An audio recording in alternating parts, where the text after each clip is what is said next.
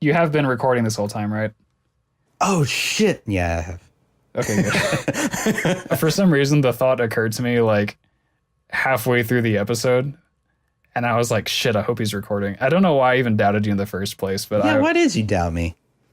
I was worried for a moment. For a moment. That's a Slippy quote.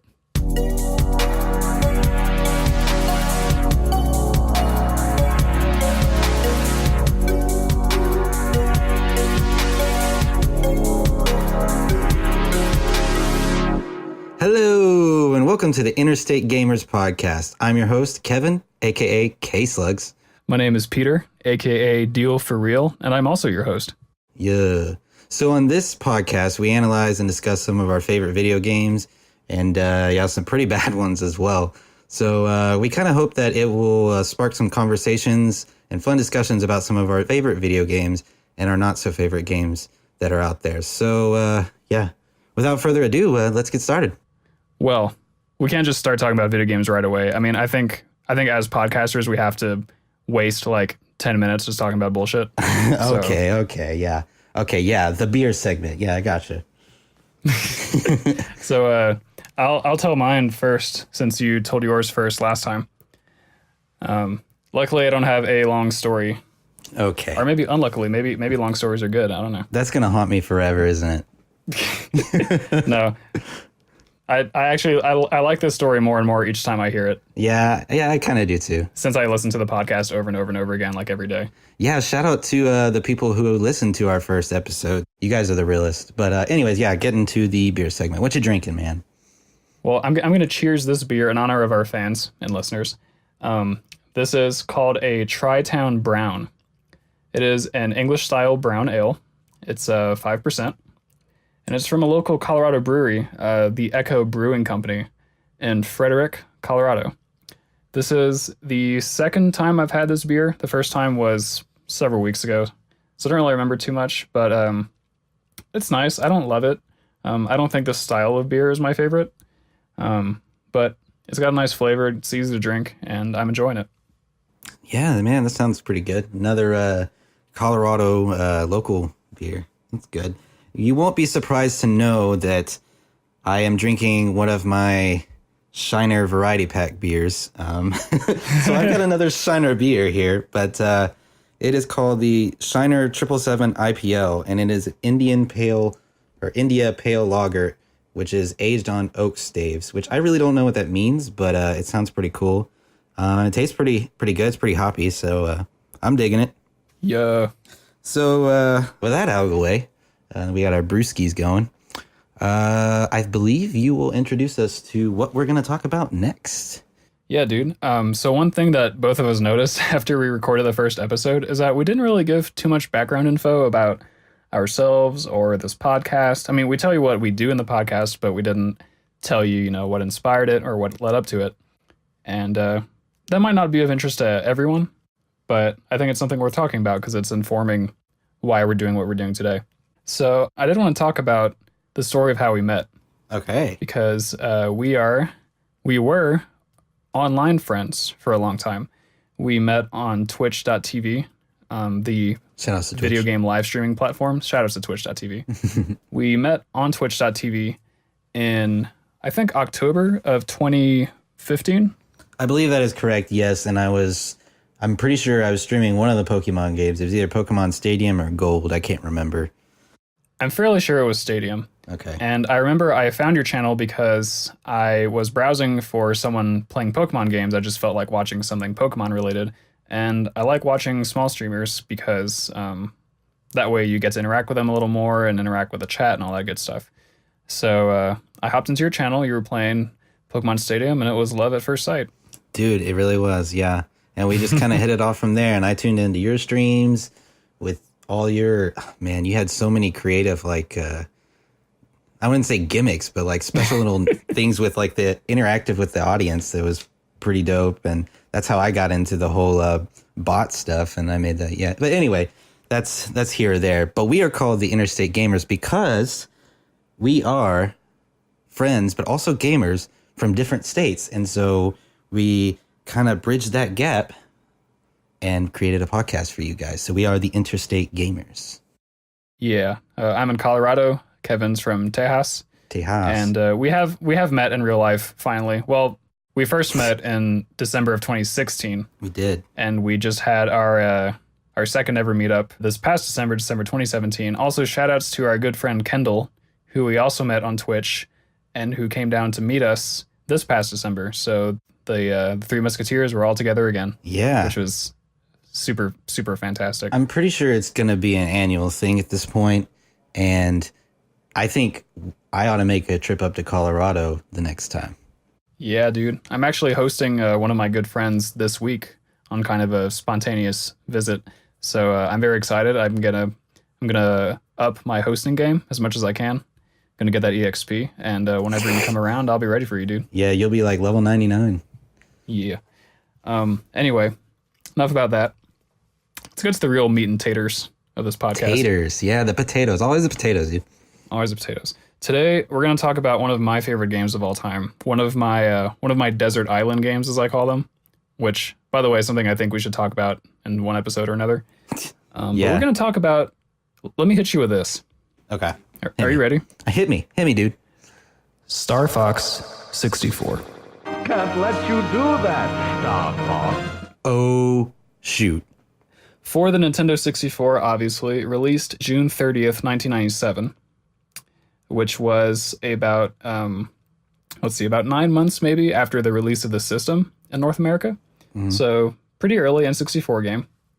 And one of my favorite video games of all time. In this podcast, I'll gladly spend the entire podcast telling you why, which is kind of the entire point. But I do have my critiques of it, so I am hoping to bring a a balanced, if fanboyish, angle to this discussion. A hot, fresh take. Hot, fresh take. Well, why don't we get started in the breakdown? You think it's time for that, or we got anything else? No, that's about it. I do want to say, as a sort of reintroduction for people who might not have listened to the first episode, we're going to discuss 3 categories of the game and of every game we talk about. And those 3 categories are gameplay, aesthetics, and content. And we will each give a rating for those categories, and then we'll average our ratings together at the end to give our overall Interstate Gamers score.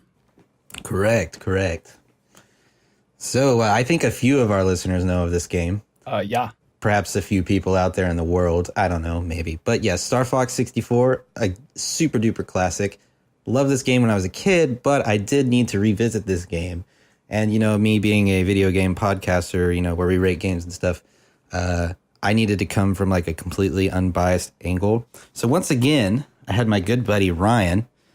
He came over and he kind of watched me play it and go through it. And I will say the beginning was very frustrating because I was like, we were playing on his Wii U, and man, I was like, I'm used to the 64 controls, and I think this might be a little finicky. And at first, I was definitely right about that aspect, but I'm not going to count that against Star Fox. I'm going to count that against the way that it was designed for the 64 and not for the Wii U controllers. So that was pretty interesting. But if you don't mind, I'm going to go ahead and get to my gameplay, if that's cool with you. You have my permission. All right. So, I loved the arcade style of this game. I think that was one of the most unique aspects to me. It felt a lot like Galaga or some of the older arcade games, in that these enemies would kind of just come out in front of you, and you could charge one of your beams, and you could just blast the lead one, and it would like kind of take out the rest of them, which I thought was pretty cool. Or you can, like shoot them all. But I thought that was really cool. It's really fun to try to beat your score, or reach a path you've never done, or save people who help you later and stuff like that. I thought that was really cool. It's a game that you could just kind of really pick up and play, and it has high replay value. So I think anytime you have high replay value and you can just go back to the game at any time, quickly pick it up and just do a quick run through of Star Fox 64, that kind of already gives the game good repertoire.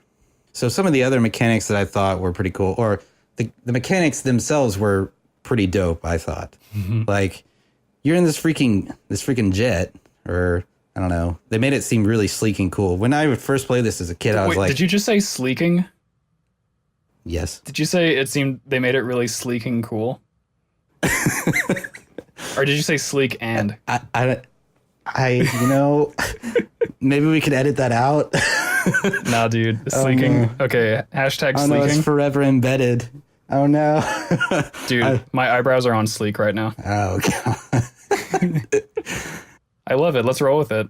All right, but as a kid, I thought it was really sleek and cool, and I was like, this plane, this R-wing as they call it, it's freaking cool. You can do a barrel roll. You can do different flips, speed boosts. You have lasers and bombs. Although the bombs were kind of like, I found it difficult to use the bombs because I would always like shoot them and be like, all right, I'm gonna hit this guy. They go past them and explode behind them and be like, ugh. But maybe I just suck with the bombs.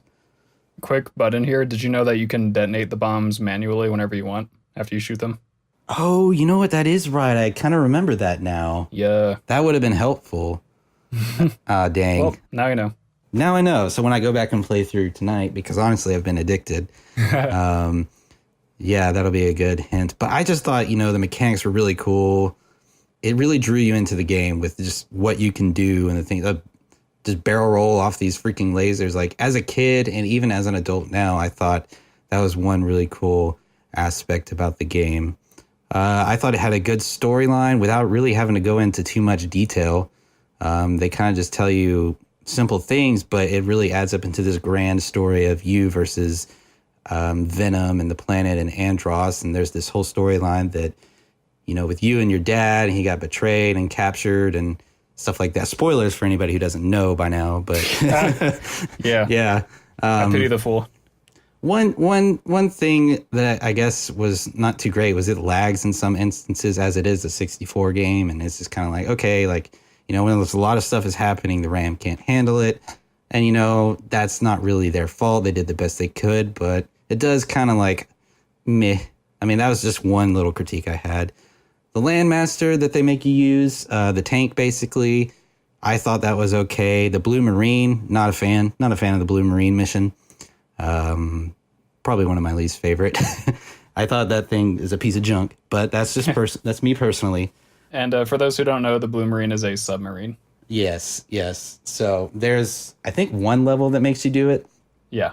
There's two levels I wasn't able to get to, Sector Z, and I've been to them before, but in my recent playthroughs, I wasn't able to get to them because it's actually quite hard to do so, and I couldn't remember how to stay on that path. But Right. yeah. Another thing is the multiplayer. I remember it being pretty fun. I know there's a lot of people who don't really enjoy it, but in my opinion, it's pretty much just like Mario Kart, just a Star Fox version of it. What do you mean?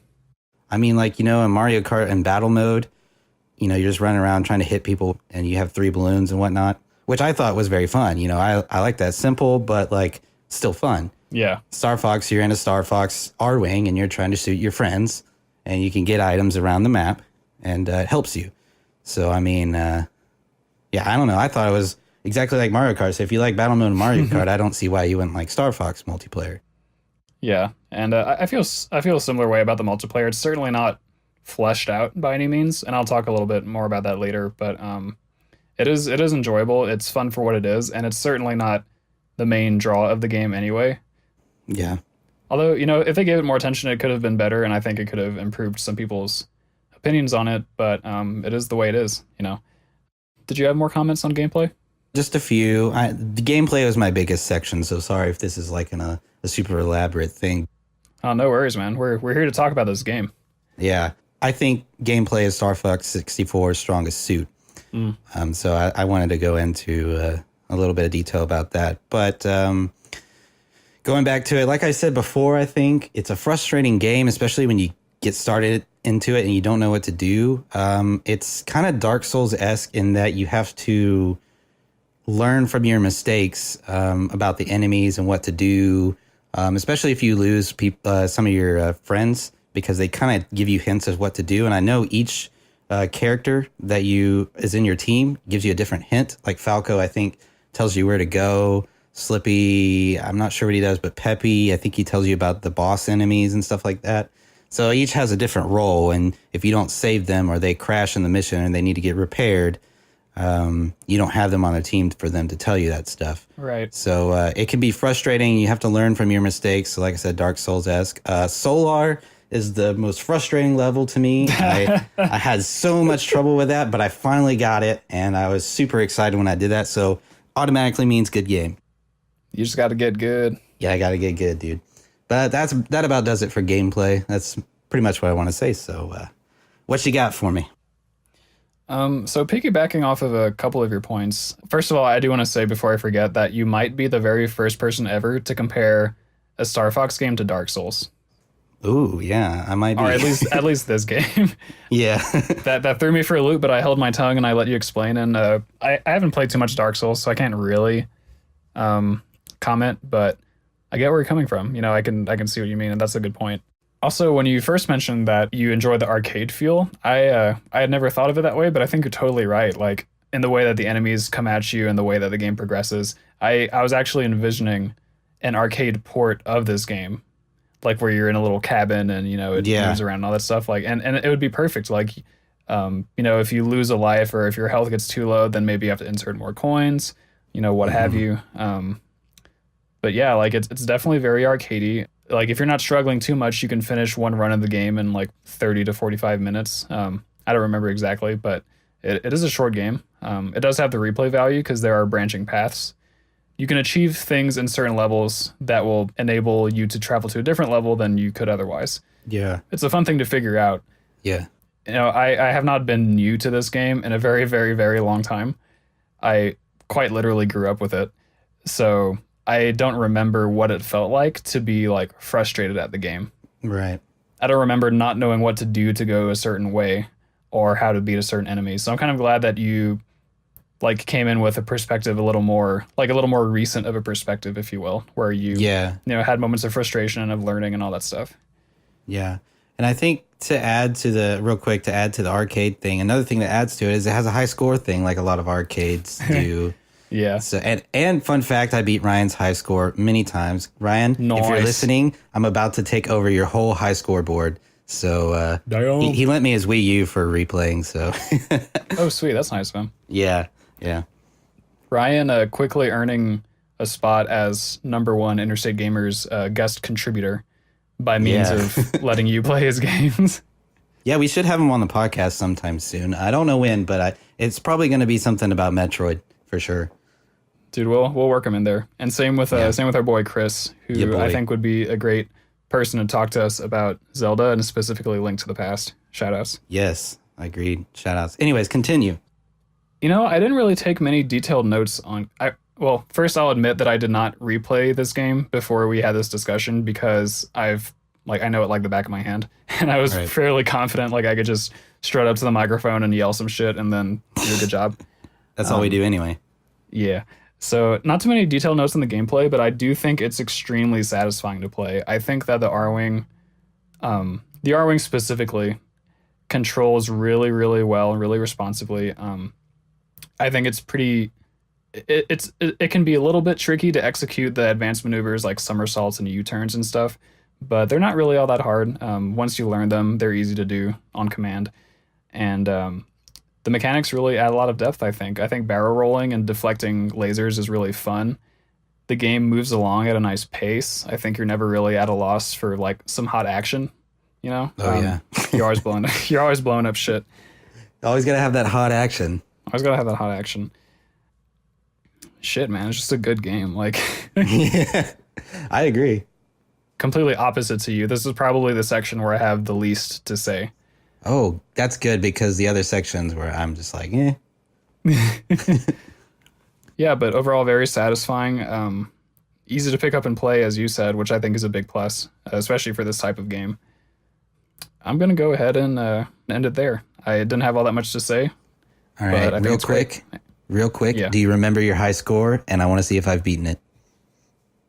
First of all, no way in hell you've beaten it. Yeah, I bet. I was kind of thinking that. But on the off chance, do you know? I think it's like 1,400 something. Oh, dear Lord. Okay, no, yeah, I'm nowhere near. I almost got 800 on my third playthrough. And I was 3 points off, and I was like, if I would have just known how close I was. I wasn't even paying attention to the score at the time. I was just trying to go my alternate route, but I was like, man, that's a lot higher than what Ryan had initially on his high score. So, yeah. Anyway, all right. How about you do aesthetics then? Now that you've shown me up on gameplay and that you know more via high score. Sure. I do want to make a quick note that you mentioned that you did not access 2 of the levels when you were replaying. One of those levels is an extremely high scoring level where you can easily get like 400 plus kills. So that definitely has something to do with it. The route you take is very important. And there are people who not only speed run this game, but they also do score runs, which is really cool. Ryan didn't believe me that people speed run this game. Oh yeah, of course they do. Yeah. Like it is on, I guess that's something we should mention. Circling back to gameplay, the way that this game works, and I'm sorry that I didn't mention this before, but it's called an on-rails shooter. So you're constantly moving forward, and you can boost and you can brake, but you're constantly moving forward along a predetermined path, and the enemies and other environmental things appear along that path, and you can interact with them as you like. So that's the way that the game works. And there are some sections where you enter all range mode, which then the level opens up and becomes like roughly square in shape. Yeah. And you fly around in whatever direction you want. When you reach the boundary, you automatically U-turn and go back to the action. And that's, damn, I can't believe that we forgot to mention how the game fundamentally works. Well, let's take notes on that for our next episode. Yeah. No, I gotcha. Thanks, Ryan, for indirectly reminding us to talk about that. Yeah. Yeah. Well, you turning back to, I think, aesthetics. Yeah. What you got? So I got a lot to say, actually. All good things. And I'll start with visuals. So I think this game looks pretty great. I think it does help that you're pretty much constantly moving, so you don't really have time to sit back and like admire blurry textures. Yeah. Which, some games like Super Mario 64, if you're standing still, you can really look around and see how jacked up things can look. But in this game, I think there's some really nice effects. I think the explosions look pretty good, except for the boss explosions, which are like big circles or spheres. Those are pretty funny. Oh, you don't like those? I love them ironically. I think they're great. It gives a lot of it's kind of cheesy sometimes, but I don't know. They're just the whole damn game is cheesy, son. Yeah. Which is actually one of my talking points. Yeah. But no, it's a good looking game. There are some frame rate issues at certain times, but I don't think they happen all that often. Or maybe as a person who's grown up with the game, maybe I'm just too used to them to like notice that they're there. But I think in general, the game runs at a pretty good clip. Yeah. So that's a visual plus. I think one of the strongest things about this game is the visual feedback from certain things that happen. And this kind of bleeds into audio for me, so I'll just kind of segue into that, if you don't mind. But the visual and aural feedback in this game is really, really, really solid. Whenever you get hit by something, you flash red. I think the entire screen flashes red, actually, if memory serves. Not too much, but enough. And your ship jerks violently whenever you get hit. And there's like a really prominent sound effect, like a jink, that like lets you know, in no uncertain terms, they just got hit by something. And what's crazy is that when you collide with an object, like rather than getting hit by a laser, let's say your wing clips a wall or something. So all that same stuff happens, but the sound effect for that is like this deafening crash that lets you know, like, oh shit, you just ran into something, you dummy. Yeah. But it's really good that this game does this stuff, because there are times when there's a lot of stuff going on the screen, and it can be a little bit difficult to tell heads from tails if you're not paying too much attention. So the fact that the game is just so solid at letting you know when you get hit, or when you hit other enemies, they do similar things. They flash red. They make sounds when you're hitting them. They make sounds when they explode, obviously. The game is really good at conveying that sort of information. I think that's a huge strength of it. Yeah. One cool touch on the sound side is that if you're playing in a space level as compared to an atmospheric level, the explosions sound different. Oh, do they? Yeah, when you're in space, all the explosions are kind of like a chung, sort of a subtle sound, considering that they're explosions. But when you're playing in the atmosphere, they have a more like crunchy sort of explosive sound. Oh, I like those. Yeah, it's pretty cool. It's kind of it's a nice touch. I guess it's a nod to the fact that sound doesn't travel in space, which, opens up plot holes in like every sci-fi thing ever for the most Yeah. part. Really cool Nintendo polish there for sure. Yeah, definitely. I am about to talk about the music, but do you have anything to say regarding visuals that you want to chat about? And we can Visuals, well, you kind of touched into to some of the audio that I was wanting to chime in on. You know, you said it lets you know that you've gotten hit. I like when you're, well, there's also the, you know, your wing can fall off and you start falling down. So that's a good visual cue, or, you know, you catch on fire and stuff like that. But there's also when your health's really low and you start getting hit, it's like there's like 3 different tunes that they play. Not tunes, but little things that they play, little clips that like a warning siren almost. Yeah, it has stayed in my brain from when I was a little kid to now, because I remember when I got hit at low health and when I was playing the game, I remember the sound very vividly. It was like buene, buene, buene, buene, buene, buene, buene. If I, you know, my lack of professional sound making abilities, but it was like that. It's like buene, buene, buene. You know what I'm talking about? Yeah, no, and that's a really good point as well. That's one of my favorite aspects of it. So I didn't mention that in my notes, and then, you know, you mentioned like almost some kind of haptic feedback kind of thing. So I thought I'd add that in there. I don't know if it's called haptic feedback. I don't know if that's vibration or if like it's all of that. I think that's just vibration, but I'm not an expert. I'm just a fan. For our fact checkers out there, let us know if the proper term is haptic feedback. I'm almost certain it's not, but anyway. Haptic feedback is definitely not the proper term. Anyway, going into audio, what do you got for me? So I already talked about audio feedback, which was one of my biggest notes that I took. But another thing I want to talk about is the music in this game, of course. The music in this game is good, but I don't think it stands terribly well on its own. You know, every now and then I'll go and listen to video game soundtracks. Often it's from The Legend of Zelda or from Pokemon. I actually did that the other day. I was listening to Gen 3 Pokemon music and I was pumped. But the music in this game, it's kind of subtle most of the time, except when you're fighting a boss, in which case, you know, definitely amps up. But overall, it's a little more atmospheric, I guess, than you would expect from a game like this. Like, it would have been really easy to slap, you know, like 80s inspired guitar rock tunes over it and make it, you know, Top Gun-esque. But it doesn't really do that. It's a little more laid back. There's a lot of orchestral arrangements, which is nice. And maybe it's fine for the music to not stand on its own super well. You know, part of that might be because there's a whole lot of voice acting in this game, which is another topic I want to talk about. When there's less music going on, you can hear all the sounds better. You know, you can hear the audio feedback that we both talked about. So you can hear your teammates chatting with you, which is sometimes important, sometimes not so important. Yeah. But overall, I think the music is solid. It does its job. And the tunes are memorable. Don't get me wrong. I think they're pretty memorable if you play the game over and over again. Although I guess most things would be with repeated exposure. But I do want to talk about the voice acting. Okay. Because frankly, I think it's really, really impressive. I mean, we're talking about an early N64 game, came out maybe 9 months into the system's release, and it's got full voice acting the entire way through. You have a narrator who tells you the storyline before you start your game. You have Fox, Peppy, Slippy, and Falco. They all have their unique voices. Every boss character has a voice, which is crazy. And they all say goofy things like, I'm going to crush you! and You'll never defeat Andros! etc., which is great. Yeah. Or their cries for help. My emperor, I failed you. Failed you.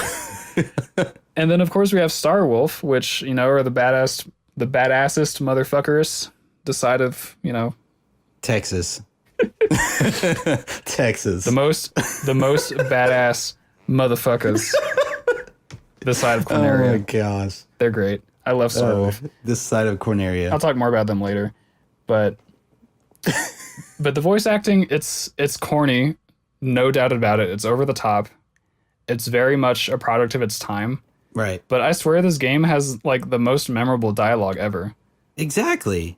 Like, I could probably quote the entire game to you if you gave me $100 and incentivized me to do such a thing, which would take a long time because there's so much voice acting.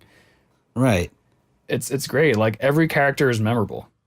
Right. I agree with you. Every character from the protagonists to the boss characters you see in only one level, like they all say dumb shit and it's great. And you never forget them. They stick with you for your entire life if you're me. And I agree with that too. And I remembered a lot of the quotes. And I think a lot of people remember a lot of quotes. And it's kind of like a huge meme sometimes. But Ryan, who didn't, I don't think he played the game that long ago. I think it was sometime later before he played the game. And he remembered the quotes very vividly. He said the same thing that you did. And I think you've played it longer than he has, substantially so. So, I mean, I think that's a big point of emphasis that you mentioned. Yeah, I agree with you. Yeah. It's one of the things I had in my notes as well, so got that out of the way. Yeah, I think that wraps it up for me in terms of audio and music and such. Do you have any more comments you want to add? No, I can get into my aesthetics portions, which is kind of like it'll touch some points. Some of the things that you already touched on, I probably won't go over because I'll maybe mention it, but I won't go too in depth because you already mentioned it. But one thing we have forgotten to do, I think last time we gave ratings for each category every time we went through them, but that's okay. Dude, I was trying to be sneaky about it, and we could like sneak it into the end because I noticed that too. We don't want to lie to our fellow podcasters. We screwed up. We're keeping it 100. We're keeping it 100. We'll just tell you our ratings for each category at the end. I think that'll be fine. So stay tuned. Stay tuned for our total rankings. Anyways, going into aesthetics for me, I'm going to start with visuals because you know how I kind of do it. If you remember from the first podcast, I kind of take visuals and audio and I average those together and I make aesthetics what the rating that it is. So aesthetics. Going into visuals, in my opinion, I think it's pretty good for its time. There's a lot of things like there's a lot of iconic stuff like the Sector Z logo. I mean, everybody knows that one, right? Especially from Smash Bros. And stuff like that, or like, the models, even then, they're pretty good for its time. Like the R-Wing, I think looks pretty sexy in my opinion. So yeah, I think the whole game looks really good, especially for its time. I'm just going to go ahead and tell you the visuals and audio ratings, and you're probably going to gather what my aesthetic rating will be in the end after we total it. But my visuals, I gave it like a 93 because I thought it was, on par with something that's pretty great for its time. The credit scenes at the end, I thought were pretty cool. I actually watched them every single time. I didn't go into another room. I watched them every single time. That's a good point. I'd forgotten about the credits. Yeah, the credits were honestly pretty amazing for a game. And even though they were long, like I wanted to watch them. There are some things like, in Mario Kart 64, we talked about the sprites turning towards the camera. I noticed there's some of that in Star Fox 64 with some of the characters, like the centipede looking thing. I think he is a sprite. Also, when you're in the planet select menu or the level select menu, all of those are sprites except for like a couple. So like when you're turning to look at the galaxy, they all turn with you and you're like, okay, well, why is this a thing? Why didn't you just keep it static if you didn't have 3D models for it? Which, by the way, is another really cool Nintendo touch, like having that rotatable galaxy view. You can zoom in and out, look at all the different planets. And there's a lot of them. There's like, I'm surprised I don't know offhand, but there are many, many celestial bodies in that galaxy. Yeah, no, definitely. So I actually spent like a good 2 minutes like rotating and being like, and Ryan as my witness once again. I was just sitting there for like 2 minutes rotating. He's like, "What are you doing?" I'm like, I'm looking at these sprites, man." Something as a kid you wouldn't even bother to look at, but yeah. So yeah, I mean, I think aesthetics or the visuals were pretty good. So I gave it a 93. Moving on to the audio. I thought it had some pretty recognizable tunes that we know today. Like you said, not too outstanding, but, some here and there that you're like, oh, yeah, that's pretty nice to listen to. One thing that I thought about those tunes was that it brought a lot of intensity in the moment and still kept, the voice acting and things like that relevant. So, yeah. Yeah. I thought the tunes were good for what it needed to be. And the voice acting was what really set the game apart from some other games, especially during that time, especially, like you said, because of the great quotes like, "I can't let you do that, Star Fox," or "Andross's enemy is my enemy." Oh my god, I love Andrew. He's so good. Yeah, so Such a little shitter. yeah. So, I mean, yeah, some really great quotes. So I agree with you. I gave audio a 93 as well, so obviously you know my aesthetics are going to be 93, but Damn. damn. Anyway, that's my aesthetics. I'm pretty satisfied with how I rated them on that, so moving on to content. And I think you have a lot to talk about in this regard. Oh man. Our listeners don't even know the half of it. They don't. So let me explain. So a couple of years ago, I made a post on Reddit about my feelings on the unlockable content in Star Fox 64. I don't know what inspired me to do this. It was the summer immediately after I graduated. I was kind of chilling in Arizona, not doing too much. So I had a lot of time to ruminate and reflect, think about the more important things in life, like Star Fox 64. And and I ended up writing like a literal essay, which was like 6 pages in Google Docs, I think, where I typed it up. And I'm not going to read the essay verbatim, as tempted as I am to do that. I'm just going to give you the skinny. Well, you know what? Before that, I'm going to say that for the end of my section. Actually, I'm going to talk about other stuff first. I just want the people to know. I was ready for the skinny, honestly. I was like on my heels, like, all right, here's dude. the skinny. But Well, I'm sorry to blue heel you, but the skinny's coming. Don't worry. sleeking right over it. So, as a reminder for listeners, the content section is where we talk about, well, you know, the content of the game, as in the amount of game there is to play, the replayability, the replay value, as it were, storyline if the storyline's important, other things like that that don't really neatly fit into other categories. And actually, one thing I do want to get out the way, this is one of the exact same complaints I had about Mario Kart 64. So, sensing a pattern here from this sample size of 2 games. You don't like the content of some games. I got issues with the content. Yeah, you're not satisfied. You want more. Give him more. Give my man more. He doesn't want to be skinny. He wants to be, well built. He wants to be fed properly. I've been skinny for 24 years. I'm tired of this shit. Anyway, so not the single complaint, but this complaint that this game shares with Mario Kart 64 in my mind is that there's no way to just select one level and just play it. Yeah. If you want to play one of the later levels, you got to suck it up and go through the rest of it, which honestly is not a big issue because this game's really fun and really great and I love it. So I'm not going to complain all day about this just for a little while. But I think it's a fairly obvious thing. Like maybe, there's a quick play menu where you can choose any level that you've already been to or already completed, and you can just play that level and be done with it. In Mario Kart 64, the issue was you couldn't, as a single player, mind you couldn't select one track and just play it unless you're doing a time trial. You had to do the Grand Prix, do the whole hog, make your way there. And Star Fox 64 is a longer game than Mario Kart 64. Your average play session's a lot longer, so I think that's a little bit more of an issue. Yeah. But the good thing is that the game is replayable and that there are the branching paths. There are secrets that you can discover and unravel the more times you play the game, so that's good. Yeah. That's the pre-skinny. The pre-skinny. From my end. The pre-skinny. Okay. Are you ready for the actual skinny? I am ready for all of the skinny. Whatever is left of the skinny, I want it. Like, I'm ready for it. I've been waiting for it this whole time. All right, well, let's go.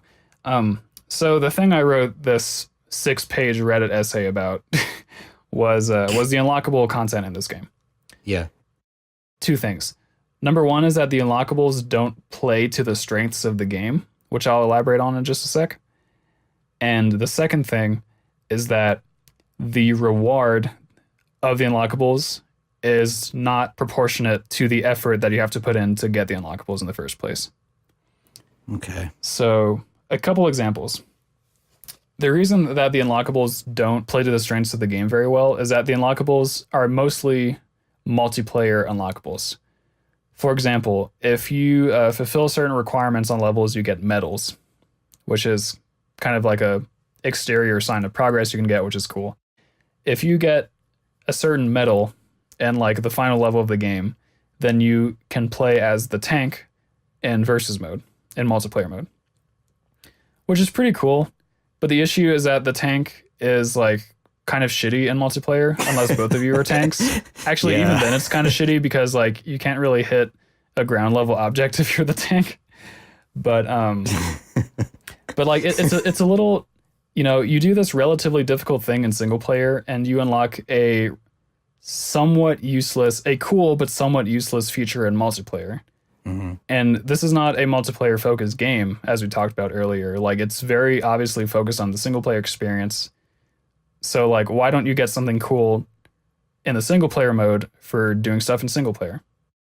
Now, to the game's credit, if you get medals on, I believe if you get medals on all the levels in single player, then you unlock a harder version of single player called expert mode. It's not entirely new. It's like the same game, but there are more enemies and you take a little more damage and whatever. But it's basically the same game. It's recycled is what it is. Right.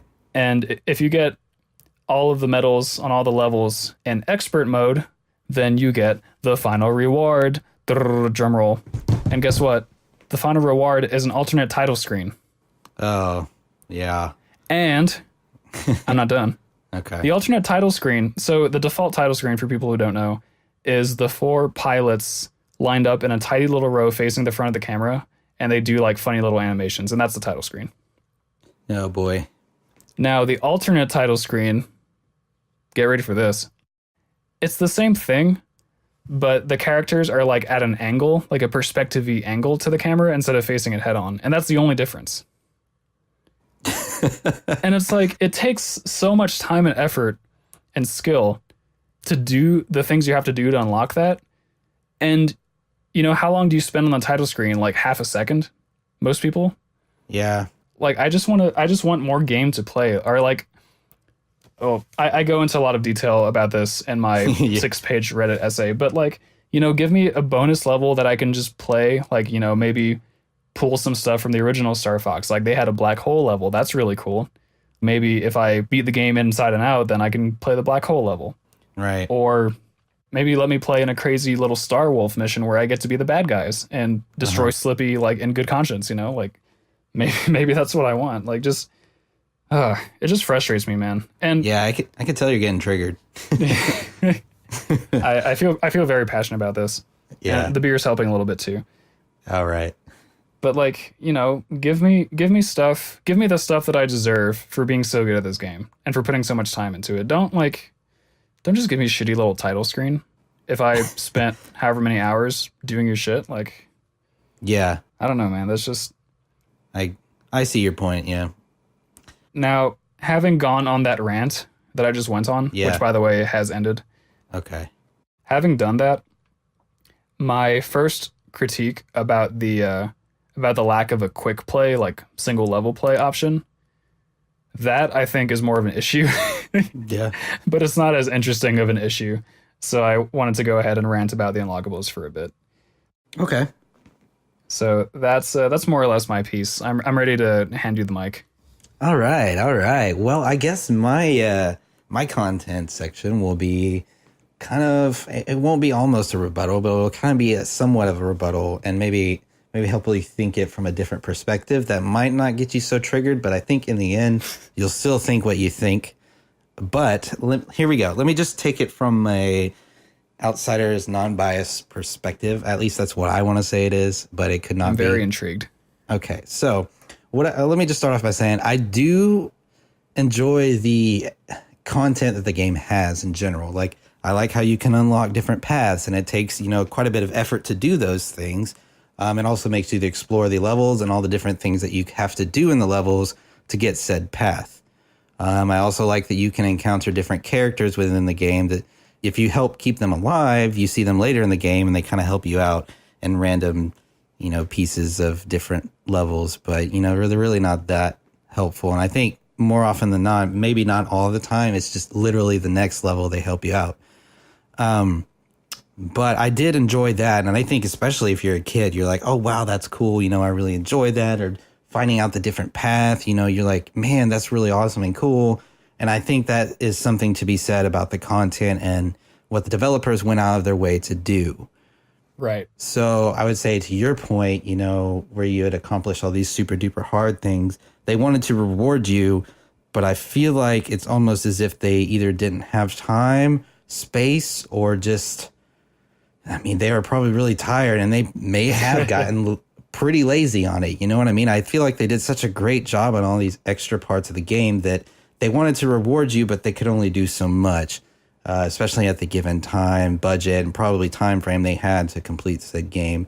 Now, it's no excuse, I understand, and it's probably something that you want, but I mean, think about how hard it would be to make an extra mode where you were playing on some different mission or something like that. Maybe even playing as Star Wolf, and then you'd have to do like this whole making Star Wolf's ship and programming it, and then, well, I mean, they already made the ship, I guess, but making it programmable for you and tying more voice acting to it. I mean, they probably got down to the nitty gritty. They're like, okay, they accomplished all these things. We have all these stats, and why don't we just make it unique and interesting in that way that we record all of these stats and we'll give you some extra tidbits, but nothing too spectacular. Now, I will say they probably intended for the Landmaster to be really cool, but it ended up probably not being, or I'm not that skilled. I'm not as skilled as you.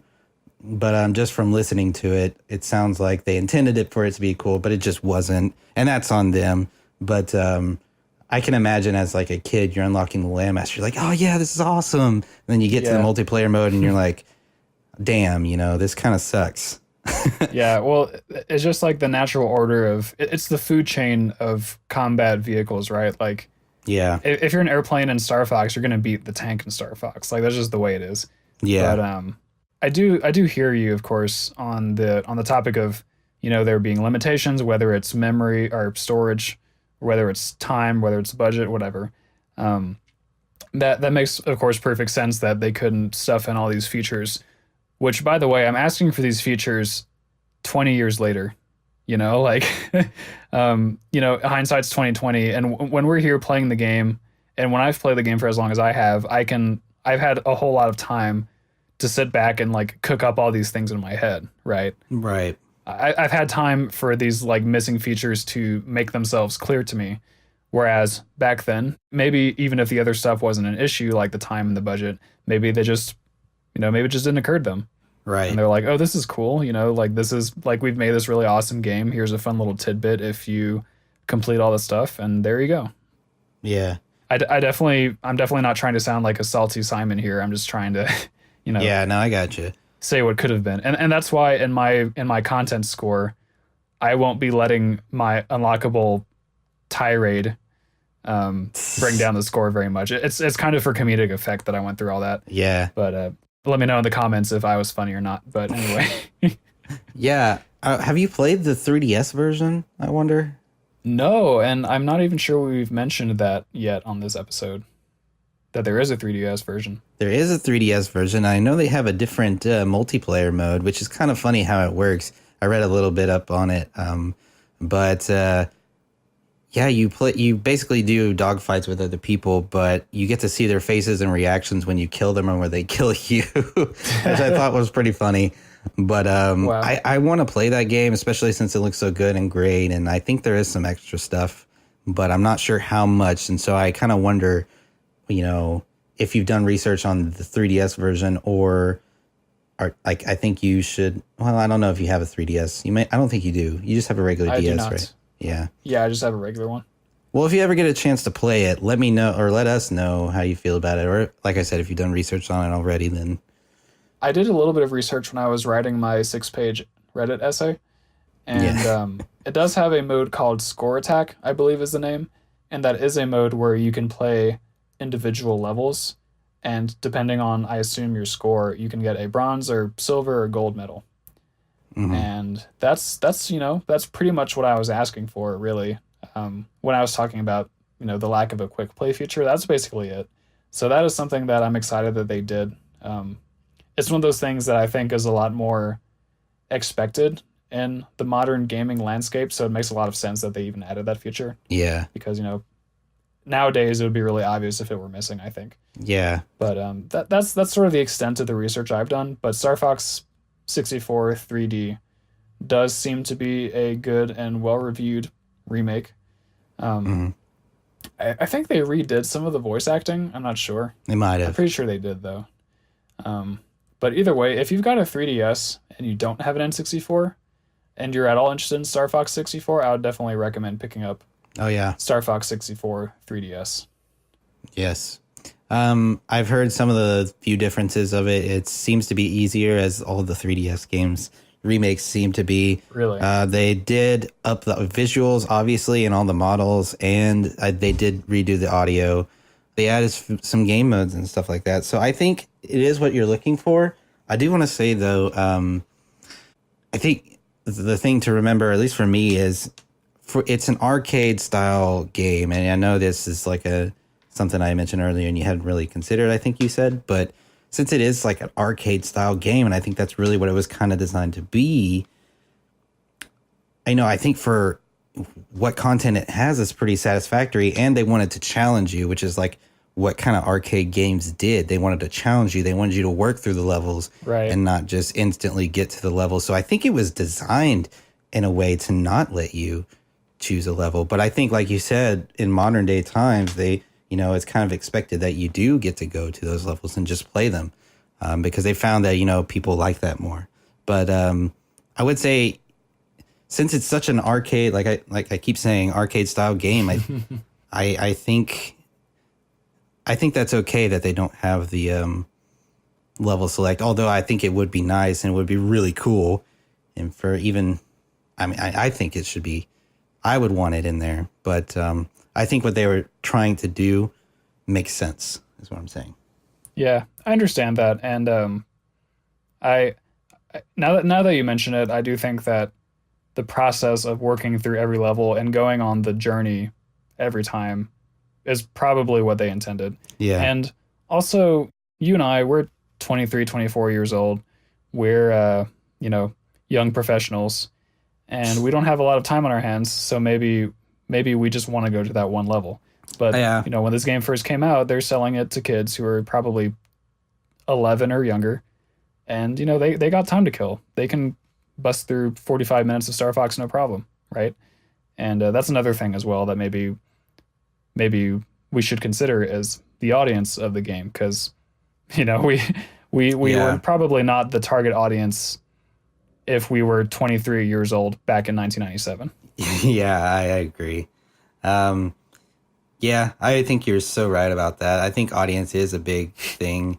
I think a lot of games that I play now, I've actually stated this for a lot of things like Fallout and things like that. A lot of people, they're like, okay, Fallout 4, for some reason it just wasn't good, and people are hard to explain why. I feel like it's because they don't have time to explore in detail as much as they used to with Fallout 3, because it has every bit of just content as Fallout 3 and arguably more. But for some reason, people like Fallout 3 more, and it's almost unexplainable for some people. Like, I ask them, and they can really never tell me why. The game has more. You just don't have time to go through it all. And I think, once as kids, when we were able to go through it in detail and in depth, we really loved that. And you go back to the game, you're like, oh, I remember that I loved this game. And you start playing it, and you're like, okay, it doesn't seem to have as much. And that's because we've got jobs, we've got school, we've got all these other things, and those have to take priority. And if you really want to explore those games, you have to make it a huge time commitment and basically become a hobby. So Right. I think that's an issue for a lot of people who are really critical at our age. I feel like they're like, this game isn't as good, doesn't have as much content, or various things like that. I think that is something to take into consideration. Have you given it proper time? Have you given as much time as you did with Fallout 3? Because I didn't like Fallout 3 when I started playing it. But I'm going into a whole Fallout spiel. But it relates to time and how much time you could put towards a topic. Anyway, I'm going to wrap that up for content. So how about we give our ratings for each category? Because I know we kind of skipped out on that. That's our bad, but Changing it up. yeah, I'm going to give my gameplay score. I'm going to just jump right in. And I'm going to say I gave it a 95 out of 100. Dang. What did you give gameplay? Gave it a 5 out of 5, my boy. 5 out of 5. That's a exact 100. Cool. So pretty on par with that. Aesthetics, I gave a 93. Duh, as I mentioned earlier. What did you get for aesthetics? Well, I like to separate it into sound and visuals. Right. But this time, didn't matter because I gave them both a 5. Oh, shoot. It's a hot streak. It's almost a perfect 100. Let's see what you got. So content, I gave an 89. I thought it was satisfactory, but, as you mentioned, it lacks some things, but still pretty good. 89 is not bad. It's one shy from a 90. I didn't think it deserved an A, but, it's like they might want me to curve it up. So How academic. if Nintendo wants to send me a free copy of Star Fox 64 3DS, I would be more than happy to curve their score up to a 90. Just kidding. I wouldn't do that. You still get an 89. I'm a rigid teacher. Right. Anyway, what'd you get for content for your end? I gave it a 4 out of 5. A 4 out of 5. So that's an 80. That is correct. So what does that round your score out to? Mine comes out to a 92.333, but for your sake, it's a 92. Thank you. You're very considerate. So mine, I have a 5, and a 4. Well, actually, I have 5, 5, 5, and 4. Right. Which comes out to a 95. 95. So we're once again pretty on par. And I think those ratings make sense. I think it's a pretty good game. I really enjoyed playing it, but this is like one of your favorite games of all time. Yeah. So makes sense. Makes a lot of sense.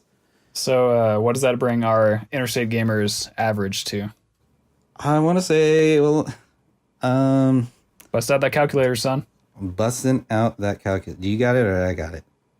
You got it. Okay. That's why I asked you what the average was.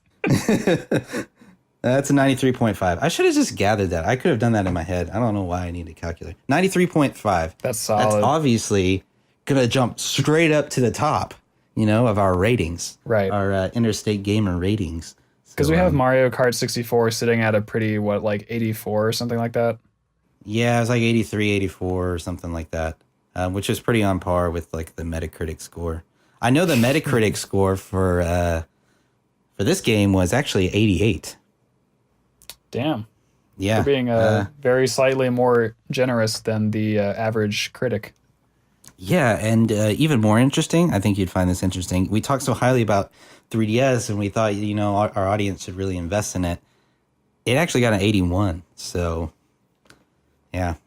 That's kind of fair. It is a remake, and remakes are the same game. So, I don't know. Yeah. I'm not too versed in the world of how remakes are usually rated, but what can you do? It's interesting, yeah.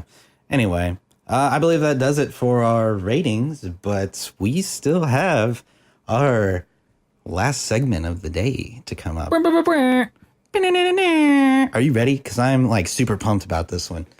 Dude, Kevin, tell me all about this segment. Tell me the entire story. So like episode 1, it's going to be the segment called Quick Attack. And what we do here is we have a set of questions that are basically like buy or sell. And you have to basically buy or sell some kind of gaming news that I feed you. So I will be Yummy. giving you all these gaming news and you're going to be like, okay, I either buy or sell that. But we put a twist on it in that we change the words buy or sell to some different and creative terms. So would you like to hear this week's terms? You already know. You already know. All right. It's going to be cash or trash. Ooh. Okay, full disclosure, I peeked into your weekly prep document for the podcast and I saw the terms yesterday. Ah, you did? I saw a glance of the quick attack questions, but then I immediately backed out because I was like, oh, this is wrong. I shouldn't be looking at this. No, yeah, you shouldn't. Hey, I realized it. I realized it at some point. So Oh, no. the news. No, don't worry. The news is still news to me because I forgot it Okay. all. Okay, I might have sorry. had some since then, but we'll I hope. just have to be honest. The people deserve honesty and integrity. Yeah, you're right. And we skipped over the ratings earlier, so we had to tell them. But this is an had to honest tell podcast, so yeah. Anyway, Yeah, the Abraham Lincoln of video game podcasts. yeah. Honest Abe. Honest podcast. Anyway, All right, I'm ready for this. without further ado, here we go. Crystal version has recently, well, I say recently, last month, and I didn't even notice this, it released on the 3DS, which they had done gold and silver, and I was looking for the Crystal version because I had owned Crystal version, but are you cashing or are you trashing this? This is Virtual Console, right? Right, Virtual Console on the 3DS. I'll say cash, I guess, but like we have emulators, and we have had them for a very, very, very long time. Yeah. Well, one thing about it is you can trade between your Pokemon that you get on the Virtual Console, which I thought was really? it's a very unique feature, and you can obviously cool. battle other people. But All right, I'm cashing now. You sold you're me. cashing now. I'm cashing. All right, Next cool. question. Next question. This is pretty hype. A new Mario Tennis game is coming out on the Switch, and it features a story mode. Are you cashing or are you trashing this? I'm cashing that shit. I love Mario Tennis. Dude, yes, I'm so excited. I'm so excited for that one. Next question. Donkey Kong Tropical Freeze is being re-released for Switch, one of my personal favorites, and they're adding a new character, Funky Kong, who is honestly seems broken. Are you cashing or are you trashing this? Okay, cashing. I do want to say Funky Kong is a baller. He's also kind of a meme, I think, which is great, but Funky Kong has been great for like a decade now. Yeah. I'll elaborate a little bit. I have never played Tropical Freeze, which that came out for the Wii U, right? Right. So this is one of those like literally the next generation re-release, Right. which I'm a little shifty on those. I've never played Tropical Freeze, but I do own Donkey Kong Country Returns for the Wii, which is the predecessor. And Donkey Kong Country Returns is a really excellent game, I think. So I have faith that Tropical Freeze is good, and I'm happy for more people, hopefully, to get to play it on the Switch. And also, Funky Kong is dank. So, dude, cash. Funky Kong is so dank. All right, cool. Next question. Nintendo has no plans to pursue 4K or VR technology. Are you cashing or are you trashing this fact? Ooh. That's a tough one. Sounds very much... The 4K thing sounds very much like Nintendo. The VR thing, I'm a little bit surprised on. Yeah, me too, actually, because they've been so heavy on the motion controls and whatnot and the 3D features. You'd think that'd be one of the things. My thing is, I think they're mad that they got beat on it. But anyway, what do you think? Cashing or trashing? You know what? I'll say trash, man. Like Nintendo, who doesn't want a VR Zelda? You know what I'm saying? Yeah, or even Mario. I mean, they have the Mario Kart, but you can only do it in Japan and stuff like that. So I didn't even know about that. That's pretty cool. yeah, it's all over Facebook or something. I don't even know if it's. I question if it's legit Nintendo, but I don't know for sure. Maybe you thought of it up in a fever dream. Yeah, somebody add us on Twitter and I can or fact checker. Anyway, on to the next question. Dark Souls is being remastered for the Switch. Are you cashing or are you trashing this? I'm cashing, man. Dude, money That'll in the be bank. the first Dark Souls ever on a Nintendo console, right? I think. Right. That's pretty cool. I think that will bring a lot of fans to the Switch, the Nintendo. All the fans who have been like, oh, Nintendo doesn't have any of our games. There you go. You got Dark Souls. This makes me wonder if there are many like hardcore Nintendo fans nowadays, because I feel like there definitely were back when we were growing up, and maybe back in like the GameCube era. Like basically what I'm wondering is if there are people who have not played Dark Souls because it is not on a Nintendo console. You know. Yeah, that's an interesting question. I don't know. But anyway, I'm cashing on this. Cashing. Yeah, I think I would cash on that too. Lastly, Dragon Ball Fighter Z open beta launched earlier this week. However, it had some issues with the network connectivity, but they extended the beta and I was able to play it a little bit. It was all right. I didn't get to play it extensively, but it launches on the 26th of this month. Are you cashing or are you trashing this?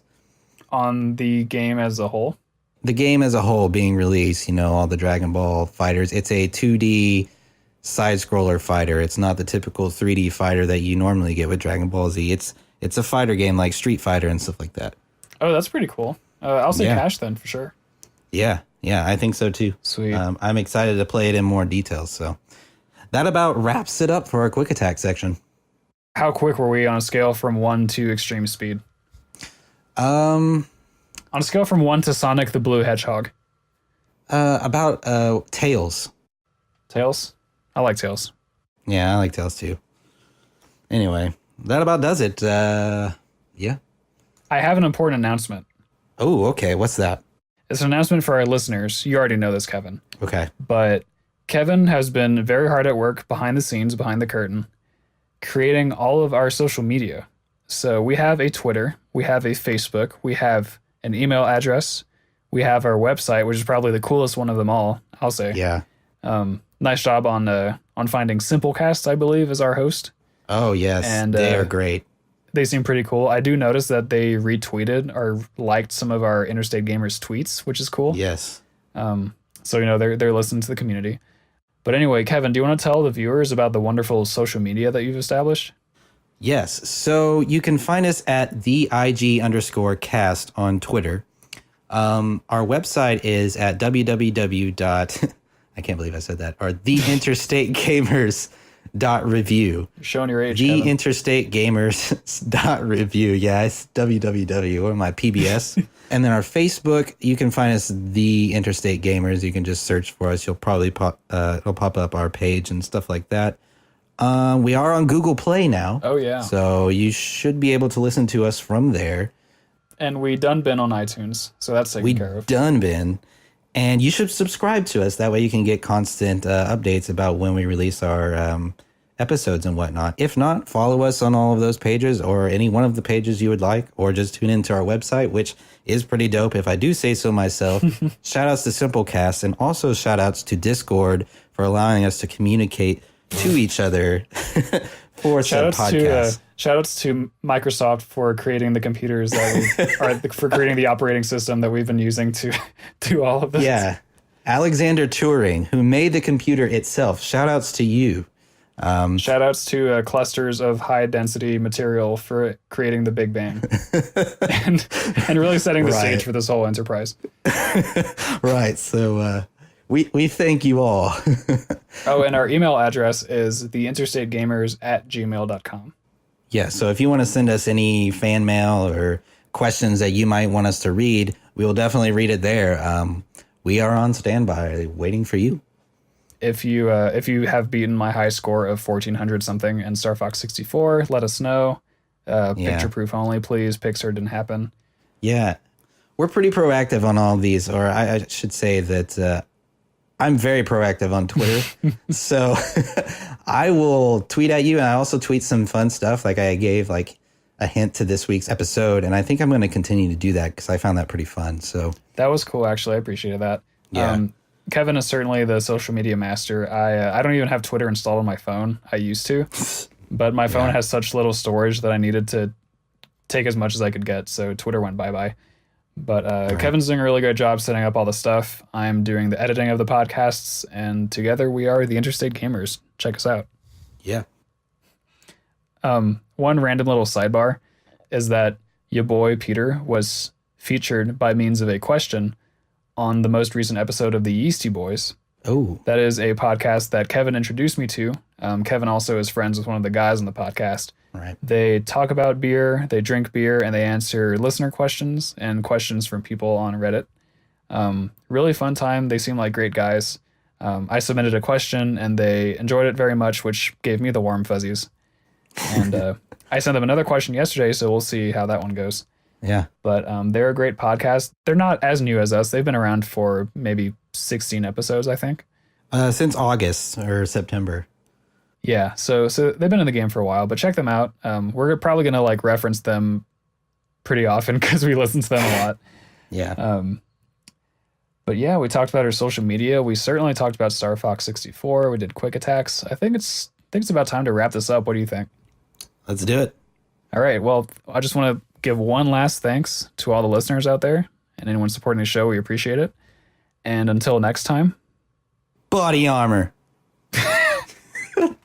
All right, guys. I'll catch you in the next episode. Thanks so much. Bye.